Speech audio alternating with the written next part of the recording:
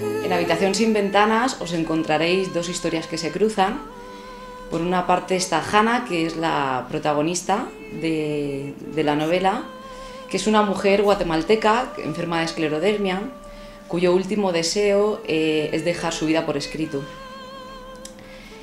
De ella pues sabemos que en el pasado los pensamientos negativos y el miedo la hicieron desear la muerte con tanta intensidad que su cuerpo terminó por reaccionar a la orden, sucumbió y le proporcionó lo que ella, en cierto modo inconscientemente, había pedido, que era una enfermedad, que además no tiene cura. Y por otra parte aparece Daniela, que es una joven española con aspiraciones literarias que nunca se terminan de concretar y que recibe su primer encargo, que en este caso es escribir la vida de Hannah. Cuando recibe el encargo, ella se ve envuelta por el miedo que acecha a cualquier persona que no es consciente de sus verdaderos talentos. Y con talentos no me refiero a la inteligencia que pueda tener una persona, sino a las capacidades o a los recursos que un ser humano pueda tener para desarrollar cualquier tipo de labor.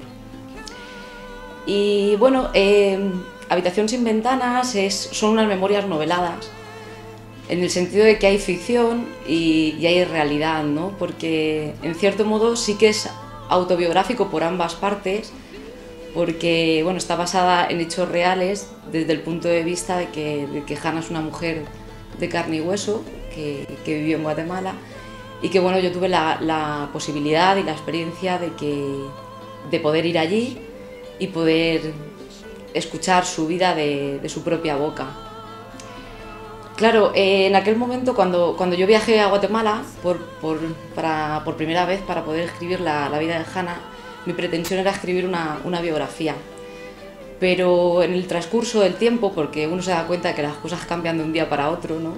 Y que aunque yo quisiera tenerlo todo perfectamente programado al milímetro, pues eso era prácticamente imposible, porque cuando uno se pone a hablar sobre su vida, intenta hacerlo de una manera más o menos razonada, pero cuando empieza a hacerlo se da cuenta de que el pasado está plagado de zonas de sombra, de episodios inexplicados y quizá inexplicables, opciones no tomadas, oportunidades desaprovechadas, porque uno es lo que decide ser en esta vida, pero también es aquello a lo que renuncia a ser.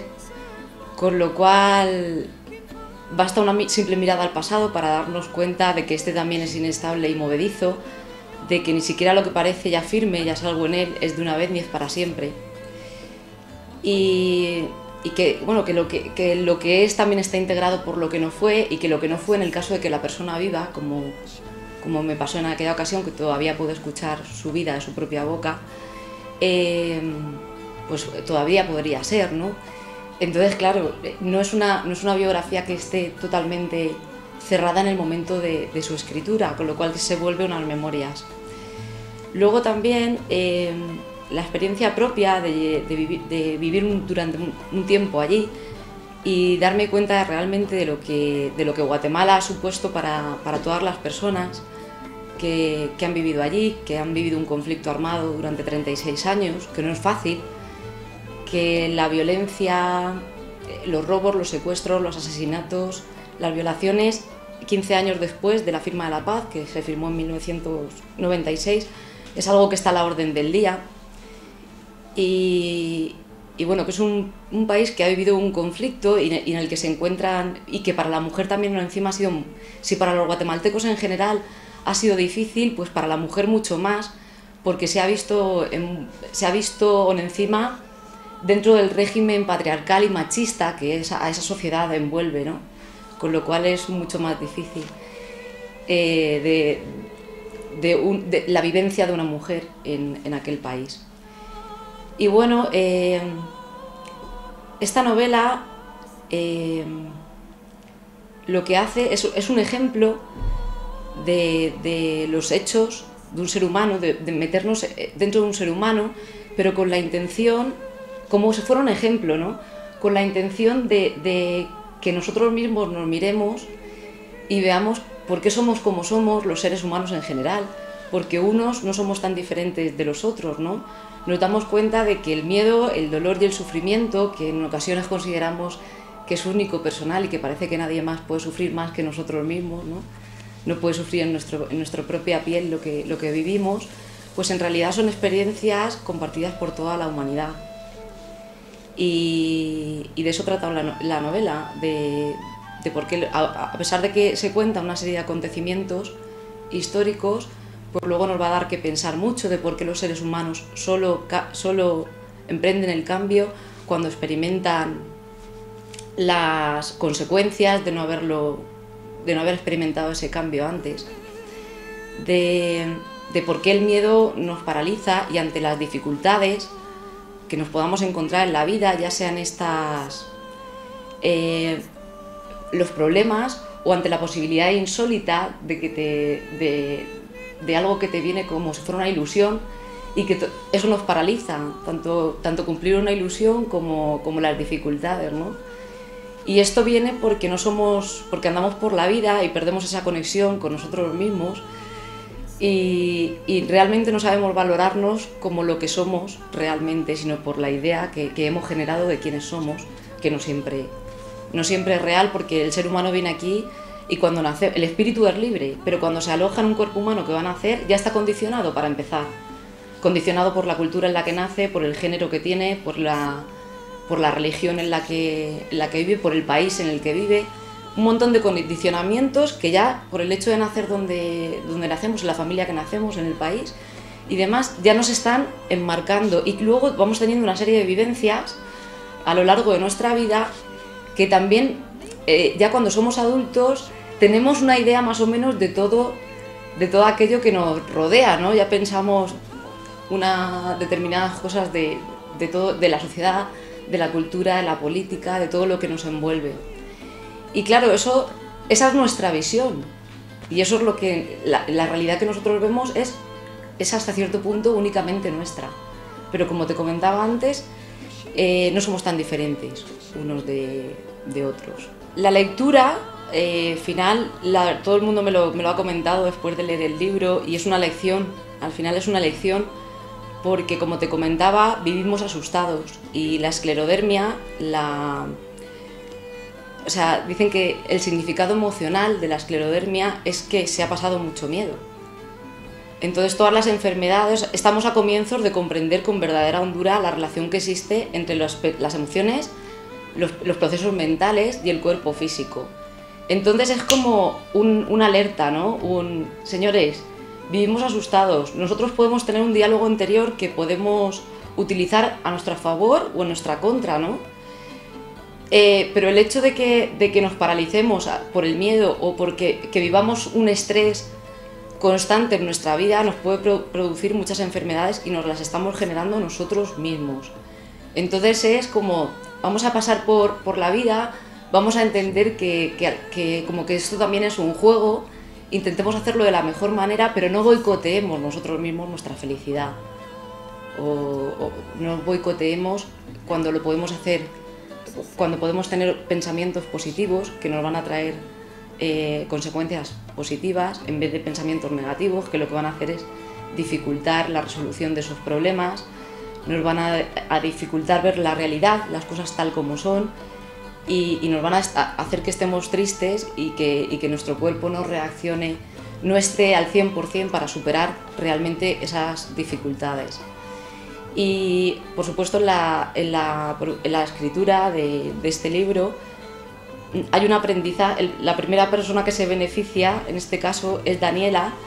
Entonces Hannah, cuando le transmite toda su experiencia a Daniela, le transmite también como un poquito de su enfermedad, como una vacuna, actúa como una vacuna, como una especie de catarsis para que Daniela no tenga miedo a enfrentarse a lo que le pueda venir, ¿no?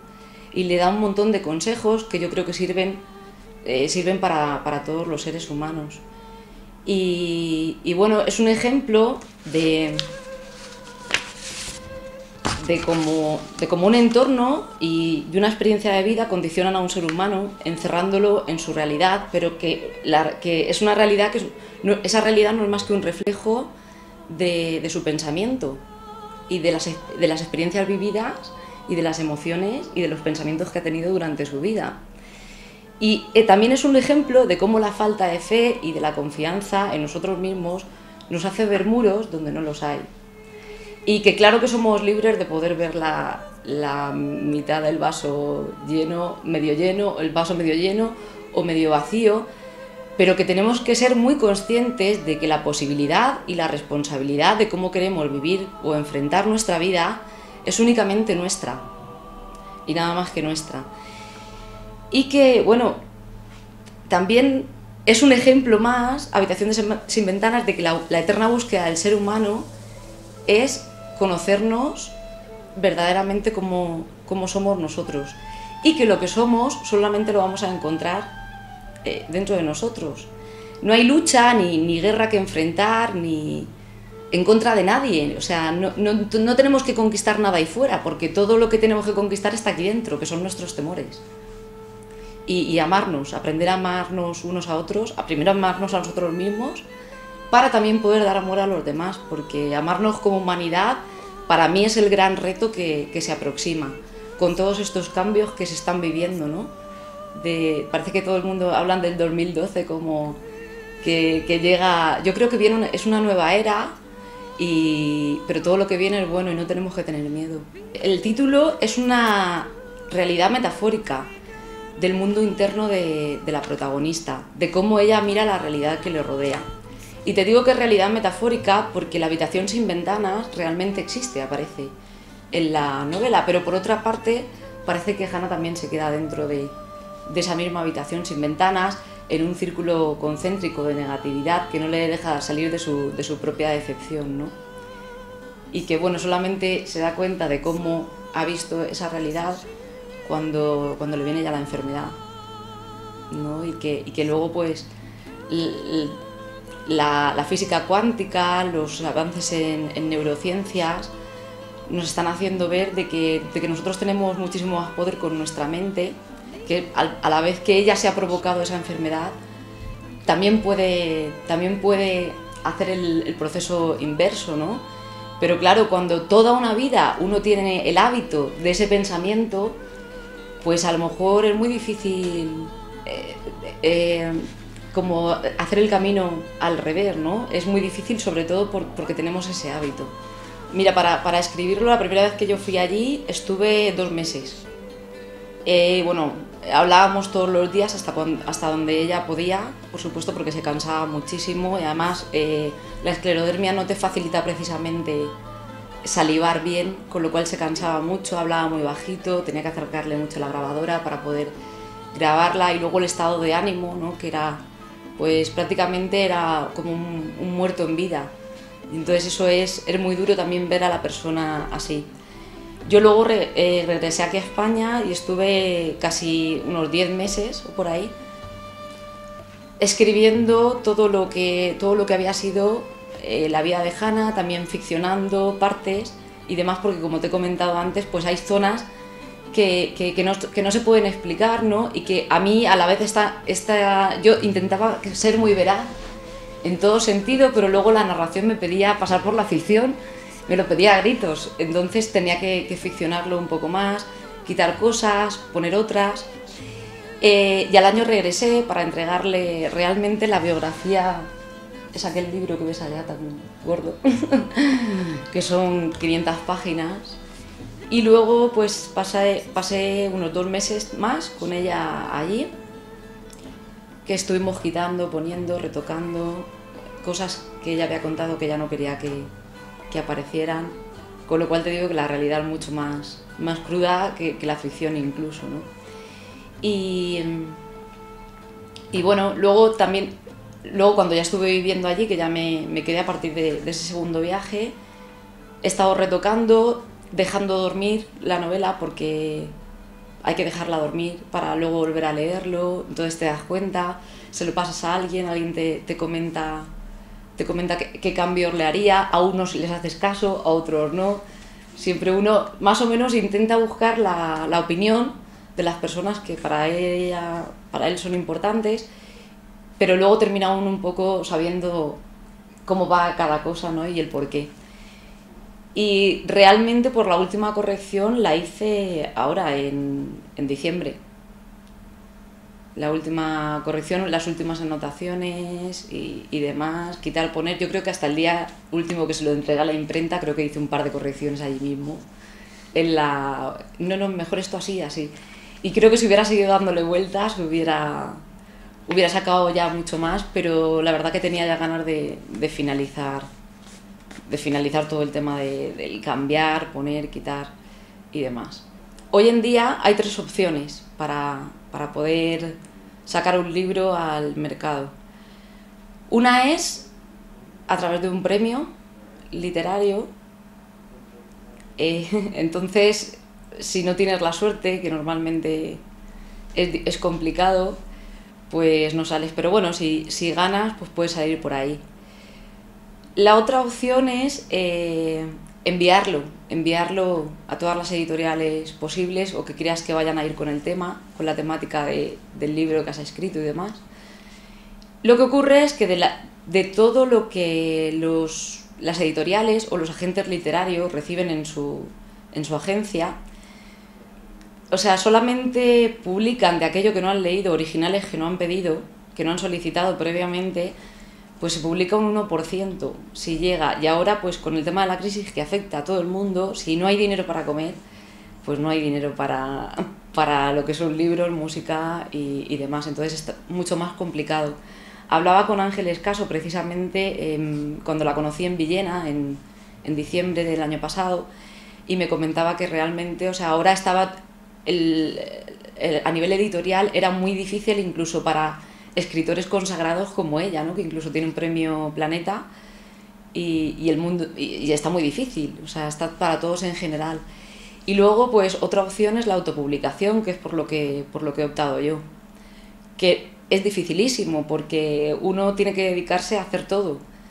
Y no solamente lo que es la maquetación, el diseño interior de páginas, toda la estructura de la novela, el diseño, la dirección de arte de la novela, la impresión, que no haya ningún problema en la impresión, presupuestos, costes y demás, la inversión, no solamente de tiempo, la inversión emocional y económica que uno tiene que hacer, y que luego cuando el libro está ya lo tenemos aquí delante, pues este recorrido no acaba. Que por otra parte a mí me gusta, ¿no? Porque es como bueno, otra hazaña, ¿va? Y ahora pues sí, tengo que ir a dejarlos en depósito a todas las librerías, a intentar promocionarlo de cualquier manera, por radio, por entrevistas. Por eso yo agradezco de verdad a todos los medios de comunicación pues toda la oportunidad, porque si no es de esta manera, ¿cómo poder llegar cuando no eres conocido, ¿no? Porque realmente yo he tocado algunas puertas que me las han cerrado simplemente porque no eres una persona conocida, pero incluso para atraer gente a esa librería. Yo me he dicho, bueno, me voy a tu librería, juntamos un grupo de gente que le apetezca escuchar algo nuevo, que esté abierta a la literatura, que quiera involucrarse dentro de una nueva historia. Y bueno, pero es que es muy arriesgado, pero cuéntame, ¿el qué es arriesgado? No tienes que poner dinero, o sea, voy yo a hablar nada más y a hablar de mi libro, de cómo está la literatura en general y que esto no decaiga, porque evidentemente cada vez se va a hacer menos música, cada vez se va a escribir menos, porque si esto deja de dar dinero, pues evidentemente todos tenemos que comer, ¿no? Y salir para adelante. Entonces es muy difícil, sí. Precisamente yo creo que hay una falta de comunicación entre la gente que tenemos la misma inquietud, y precisamente me he dado cuenta de eso ahora porque basta que, por ejemplo, en la presentación del Casino el viernes pasado, pues vinieron poetas que yo había oído hablar de ellos pero que no conocía personalmente, y la verdad que es muy enriquecedor poder juntarte con gente que tenga las mismas inquietudes que tú. Oportunidades, Luis, yo creo que las oportunidades están ahí, hay que salir a buscarlas. Yo no me puedo quejar, personalmente, aunque me esté costando mucho, pero creo que esto funciona así, y que además, si las cosas no cuestan, como que uno no termina de apreciarlas. Yo quizá echo también en falta el hecho de que, por ejemplo, en Guatemala yo tenía un círculo literario y de escritores y de lectores muy amplio y muy enriquecedor, desde autores muy consagrados hasta autores nobles que bueno, pues nos juntamos en la librería de allí, que es como también una cafetería, una parte de cafetería, y fueras a la hora que fueras, pues siempre había alguien que estaba escribiendo algo nuevo, que te pasaba, que tú le comentabas, alguien que había escrito un libro que había acabado de salir y te podías sentar con él a que te contara cómo iba, a contarte esto mismo que yo te estoy contando, ¿no? Pero con un café entre medio y mucho más distendido. Y eso quizá porque además los escritores consagrados como que te ayudan mucho, intentan aportarte todo y enseñarte todo lo que puedan porque al ser un mundo tan difícil, cuando a ti te han tendido la mano sin ser conocido, tú intentas tender la mano a los demás en todo lo que puedes, ¿no? Entonces es muy agradecido y quizá aquí echo en falta eso, aunque lo desconozco también porque supongo que si viviera en Madrid, que es la capital, a pesar de que muchos autores dicen que Madrid tampoco ahora mismo no tiene ningún círculo literario en el que pueda ser el Café Gijón, que pues con la generación del 27 se reunían todos los poetas allí y bueno, aquello estaba lleno de poetas y demás y era también muy enriquecedor. Dicen que ahora no es así, pero sí quizá he hecho eso en falta. Precisamente ahora esta mañana mismo estaba hablando, enviándoles un mail para ver la promoción durante el mes de mayo, porque estaré allí, me iré a finales de abril, creo que el 28, ahora tendré que mirar también, y entonces voy a estar allí como hasta el 15 de junio, un par de meses, por allí, y para entregar también otros trabajos y presentar la novela. Yo espero seguir escribiendo porque es una cosa que he hecho desde siempre. Realmente yo me di cuenta de que había estado escribiendo cuando yo regresé de mi primer viaje de Guatemala. Bueno, pues en mi casa mi madre estaba haciendo una reforma y de eso que empieza a tirar trastos viejos y cosas. Y se encontró un diario mío de cuando yo tenía 7 años y bueno, empecé a leerlo y me di cuenta de que bueno, diarios así siempre había tenido y sobre todo escribía para organizarme mis ideas en la cabeza, ¿no? Por supuesto eso nunca saldrá a la luz, ¿no? Pero es una cosa que he hecho siempre, tengo mucho escrito que no ha salido, quizá cuentos y demás, cosas que sí que publiqué en Guatemala, historias y bueno, quizá pues sí, mi pretensión es seguir escribiendo. Lo que pasa que también combinado, ahora por ejemplo estoy con un estudio filológico de una novela que se escribió en el año 39 por una mujer en Guatemala y por ser precisamente mujer y además muy docta y muy bien escrito el libro, pues le quitaron la autoría de su novela. Y entonces ahora yo estoy como filóloga demostrando que realmente fue escrita por ella. Y bueno, pues este tipo de trabajos me apasiona porque siempre es algo diferente, ¿no? Ahora es investigación, estuve en Oviedo, en Sevilla, investigando sobre todo este tema y para mí es enriquecedor porque siempre te encuentras gente y yo la verdad que tengo una suerte increíble porque todo el mundo me abre las puertas, intenta ayudarme desde bibliotecas y demás, aportándome documentación que me podría hacer falta para toda la investigación y estoy encantada. Siempre, o sea, pero siempre con cosas diferentes. Ahora es un estudio filológico y en julio, cuando acabe con todo este tema, pues empezaré, si Dios quiere, con la siguiente. Yo creo que ya lo fundamental es que la gente, bueno, pues se anime, ¿no? Se anime a leer la novela. Es una novela que se lee muy rápidamente, es muy amena. Tiene muchos altos y bajos, con lo cual pues parece que no te aburres durante su lectura. Y que bueno, que nos va a dejar un sabor leccionador, ¿no? Eso es lo que yo he querido aportar, esa lección que de alguna manera pues yo viví en mi propia carne y que creo que es un mensaje para todo el mundo, ¿no? De que aprendamos a ser felices, a amarnos, que es lo que tenemos que hacer y a dejar de lado ya todo lo que puedan ser problemas e intentar ver la parte positiva de todo, porque aunque nos cueste, cuando tenemos problemas, las cosas siempre pasan por algo, siempre tienen un porqué y aunque en el momento no seamos capaces de ver por qué nos ocurren esos problemas o esas dificultades, con el tiempo, si miramos para atrás podremos ver en qué nos ayudó aquello, siempre nos hará mejores personas, seguramente.